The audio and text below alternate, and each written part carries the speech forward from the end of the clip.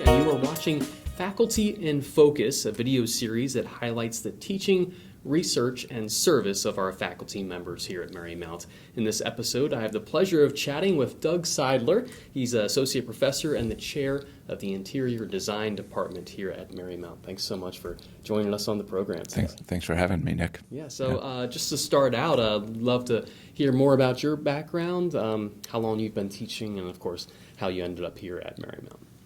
So I've been teaching now for 15 years. I taught for 4 years up in the Boston area and moved down here in 2009. Mm-hmm. Happy to say that I've been here at Marymount for 11 years now. Nice.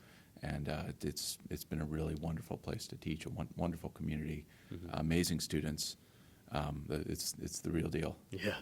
We love having you here. So you've been teaching overall for over 15 years now. I'm interested to know, how have you seen the classroom change over that time? Technology is constantly evolving, and especially when you look at the last 15 years, there's been so many strides and so many different things. How has that impacted how you approach teaching Marymount students in the classroom? Yeah. So I think there's a couple different layers to that. When I think specifically about students, as students grow and mature and come to college, every 5 or 6 years, the groups tend to bring different kind of desires and needs to the classroom. So I feel like macro, we figure things out, we get it going for 2 or 3 years, and then things need a little bit of adjustment. So it seems to me like it's always fun to look at the best ways to connect and engage the students based on where they are. Mm-hmm. Marymount's kind of a special place because of the diversity we have in the classroom. Right. And so we have, in interior design, we have an incredibly diverse range of ages and cultural backgrounds. And looking for ways to connect individually with students has also been a challenge, little c, but an exciting part of what I think I do in the classroom. On the other side of that, I think that it's been fun for me specifically because of the areas where I teach and the areas where I research to look at the evolution of technology in interior design and architecture and think about how that applies to our program, how it applies to what our students are going to need to know when they graduate, and how we best prepare them for practice. And so a couple real specific examples.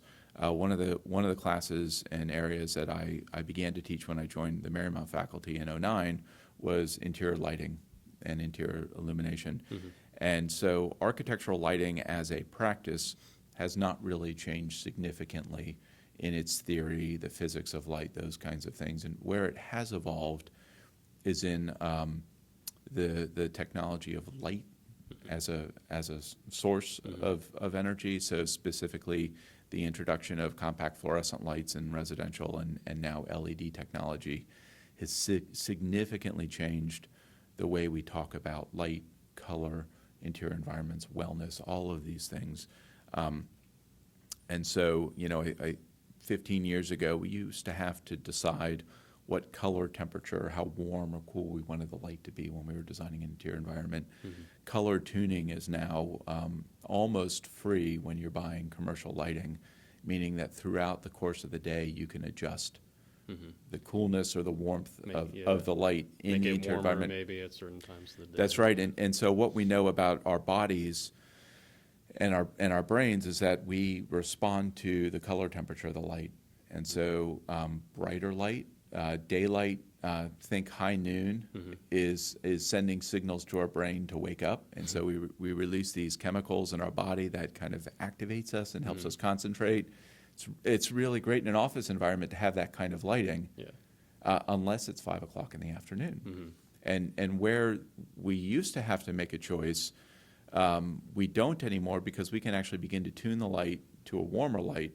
And what that does for you as a business owner, what it does for your employees and wellness, is that it allows people's brains to begin to shift towards end of day.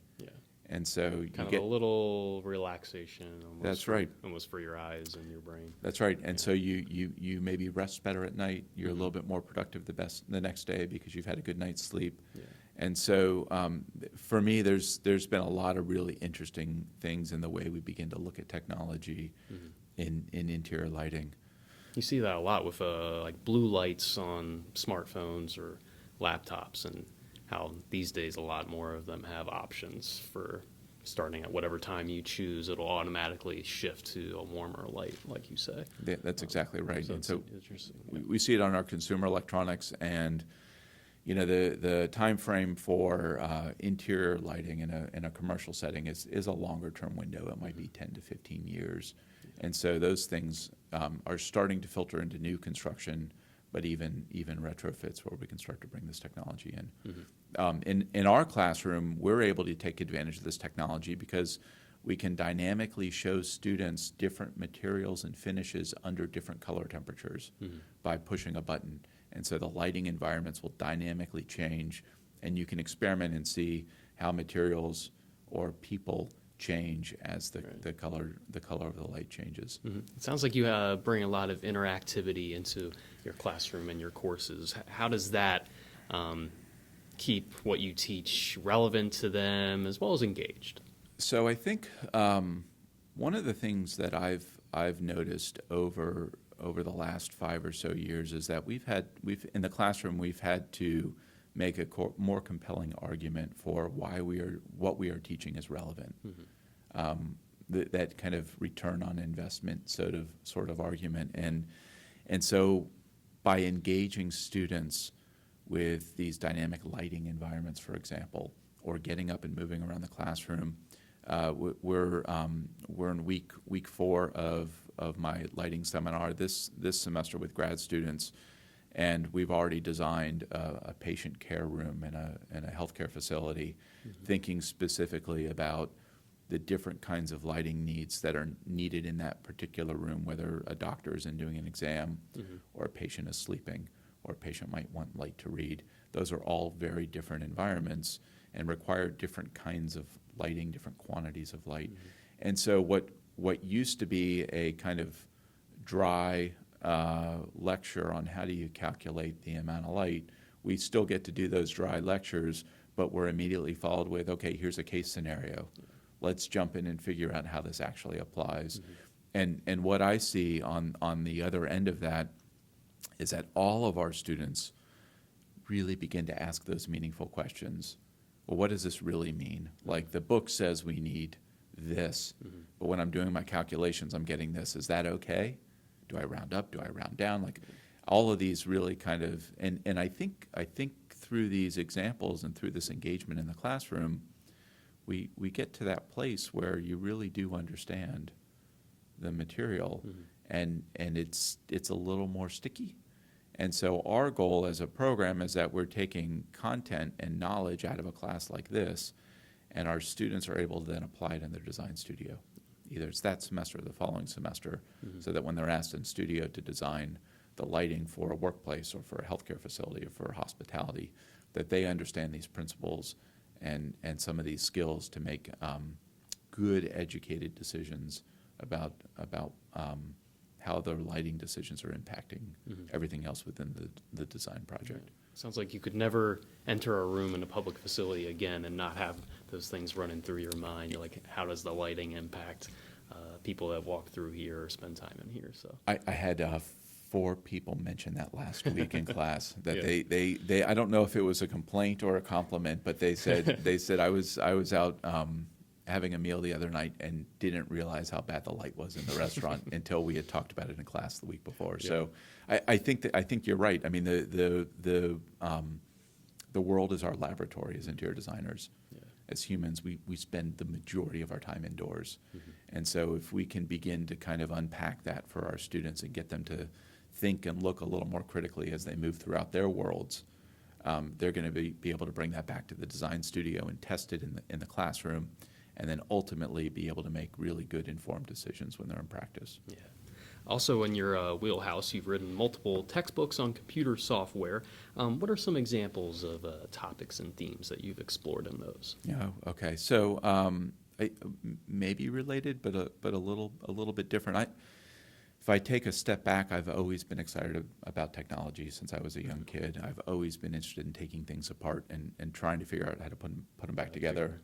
They don't always go back together, but I feel like if I know how they're supposed to go back together, but I can't get the spring in, it's still a win.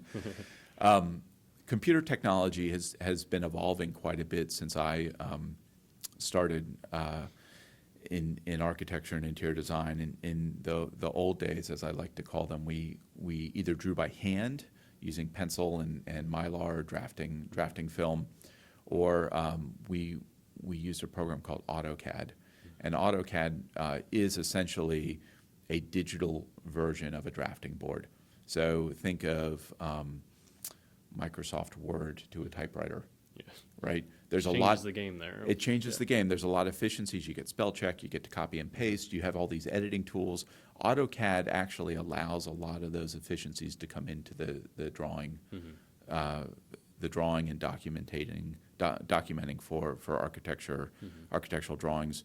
And so AutoCAD is still used, but its use across industry has changed over the last 10 years. The company that writes the software, their name is Autodesk. And about 14 years ago, they purchased a company that had developed a software called Revit. And so Revit is a three-dimensional database of a building.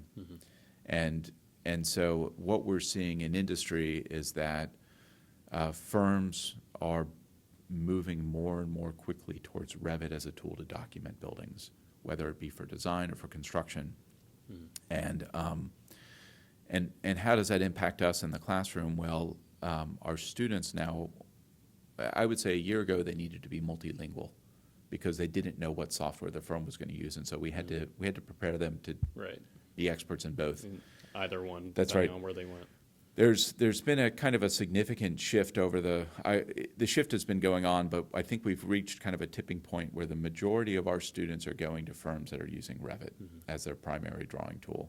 And so we've shifted as a program to teach Revit as our primary tool. And so what that means is students get deeper knowledge in that particular skill. And then we fold back in AutoCAD. Some of our students, towards the end of their career, here at the university are going to realize that they might want to go and work for a firm that still uses AutoCAD. And so we roll that in as an elective that allows them to get that skill closer to graduation. So it's going to be fresh in their mind as they walk across the stage and into the office. As it relates to my research, I've written a series of textbooks on AutoCAD and then a separate series of textbooks on Revit. And so they're published on an alternating cycle every other year. And so I've got a 2-year window to kind of explore both. It's been exciting for me, I think, also to engage this technology as an educator, as a researcher, and as a mentor for our students, because what it allows me to do is I beta test the software every year, the newest release. I'm teaching the classes in our curriculum every year. And so I get to introduce these new things to our students. I get to understand what makes sense and what doesn't. And then as I'm revising textbooks every other year, I get to fold in these experiences to figure out what's the best way to introduce these new ideas and new concepts in a way that's going to be meaningful for students. And so I think the success of the textbooks has been because I've had this wonderful group of students here who are willing to allow me to make mistakes. We encourage our students to make mistakes all the time in the classroom in design. And I remind them that I'm also going to be trying new things and I'm going to be taking risks. And that doesn't mean that the whole class is a risk, but maybe 10% of the instruction is new. And so it allows me to try out these ideas and then figure out what works and what doesn't. And so that becomes kind of more of the foundation of what I teach the following year, but also then gets rolled into these textbooks that are used all over the country. It's kind of like the luxury of having that as an option in a college classroom. Really, you get to maybe take more risks than you could in the outside professional world. Definitely. I think for me, I get to take those risks as a researcher, and the students also get to take the risks, meaning that they're not going to be messing up a project in the office, so they get to try something. Yeah. And I do try and encourage that as well. Mm-hmm. If someone's great way to wondering learn. Yeah. which way should I do it, I'll say, maybe I know the answer, Mm-hmm. but I'll say, why don't we try both and see which one works out a little bit better. Yeah, very interesting. Looking toward the future now, to close our interview, what's on the horizon for digital technology and interior design specifically? So I talked, if I circle back to the lighting, I still think this idea of tunable light and the way that we provide user controls for that environment it's still horizon. It's a little bit here. There are some residential products that you can get for your house right now. Mm-hmm. At your local hardware store or technology store that allow you to do this. But within commercial environments, I see that this is really something that we're going to begin to experiment with and see the effects of over the next 5 or so years. As it relates to visualization software, I also have the good fortune to teach an advanced technology class where we look at digital fabrication and digital virtualization. And so we are still using Revit as our tool to make, but we in this semester and in other spring semesters, we look at different ways to explore how we would output that to test an idea. And so we have 3D printers in the department that we use, and it allows students to do rapid prototyping, mm-hmm. where they can design something, print it out, yeah. work on it, turn it around in their hands, pass it around the room, make an additional change to it, print it out again, mm-hmm. and you end up with this kind of artifact. And so what's been lost in our transition to tech is a meaningful version history. It exists, but it's not the same as when we draw by hand and you've got sheets of paper, you can go back and look at old ideas. Mm-hmm. And so digital fabrication allows you to kind of build in that archive. Mm-hmm. And you might go down a path and say, you know what, we need to take 3 steps back. Let's go back to this model we printed out last week, yeah. and maybe we need to fork this idea a little bit. Mm-hmm. And so that's really kind of exciting. On the other end of it, a lot of the graphic technology that's showing up in video games, whether it's on your phone or Xbox or Nintendo Switch or these other platforms, has been ported over for computers and specifically for Revit and some of our other modeling programs. And so we're exploring a software package this semester in this class. Again, the students have built their interior environments in Revit, but we plug into the software and they can put on a VR set and walk through their space. And what's super cool about this for me, and we're beginning to see this in practice, some of the bigger firms have been exploring it for a year or so. Some of the smaller firms don't even know that it's available yet. Mm-hmm. But you can go to a client meeting and you can put them in the space virtually and have a conversation about the size of rooms, the height of the ceiling, the reach distance for things within the space. Mm-hmm. And you can have a designer sitting at a laptop and make a live adjustment to the model. And the virtual environment updates within 5 seconds, 4 seconds. Think of all the time that saves for interior designers. It's pretty spectacular. And so we're looking at VR, we look at live rendering and all of these things. And this is, the technology is so new that, when we talk about this a year from now, we're going to be looking at new ways to fold this in. Stuff, yeah. There's still going to be places where it makes sense to build things, hospitality environments, hotels. They're going to want to build the space. They want people to be able to come in and sit down on a bed in a chair, smell the room, like really kind of experience it. But there are other spaces where you maybe don't have that efficiency of scale, like an operating room, and you can perform in a virtual environment a virtual surgery, and you get the whole team around, and they can make recommendations about reach distances and these kinds of things, and pause a virtual surgery. Have someone move a wall and then pick it back up to see if it works. And in those environments, there's huge payoffs for the client because they're not having to build in a mistake into the environment. Mm-hmm. So that's, I think VR is one of the newest places where we're really beginning to see the technology come to the place where everyone has access to it, and it's not just the few that can write the software to run. It's commercially available for everyone, and that's really exciting for me. Our students are thrilled about it because they get to immerse themselves in their environments, and I think that they see and understand it better as they walk through it. In a way that they wouldn't normally experience until they've been on a project in an office and seen something through construction. So it gives them that market experience well before they get their first full-time job in the field. It's interesting. Yeah, I think that that's an interesting point because a lot of students have come back and said to us something very similar to that, which is, I'm the first person in my office that knows how to use this tool, and they are now asking me to be the expert. Yeah. And it's exciting for them to be new, and they know that they're new, and they know that they're an emerging professional, and yet they are bringing these skills, and I'd like to call them superpowers, to the office that are incredibly valued by everyone else. Yeah. So it gives them a unique voice at that table, and I'm excited that we can provide that for them. Yeah, definitely. Doug Seidler, a great example of how our instruction and courses here are changing lives of students for years to come here at Marymount. Thanks for a great conversation. Of course, happy to be here. Thanks. That'll do it for this Faculty in Focus. We'll see you on the next episode.